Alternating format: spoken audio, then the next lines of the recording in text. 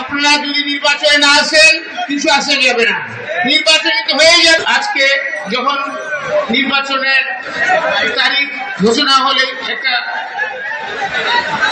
Roadmap ঘোষণা হয়েছে, সরকার প্রস্তুতি নিচ্ছে, সেই মুহূর্তে কিছু যিনারা চেষ্টা করতেছেন বিভিন্ন অজুহাত খুঁজতেছেন বা অজুহাত বানাতে চেষ্টা করছেন যাতে করে নির্বাচন পিছনে যায় অথবা নির্বাচন না করা যায়। বাংলাদেশের শক্তিশালী থার্মিক স্টিল বার ফেমাস স্টিল লিমিটেড। আপনারা যারা এই কর্মের সাথে লিপ্ত, আপনারা যদি এটা করেন বাংলাদেশের জনগণ কিন্তু ভাইরা মানবে না।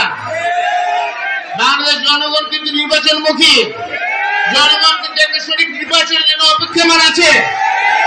আপনারা যদি নির্বাচনে না আসেন কিছু আসা যাবে না, নির্বাচন হয়ে যাবে ইনশাআল্লাহ তাআলা, আল্লাহর রহমত হবে।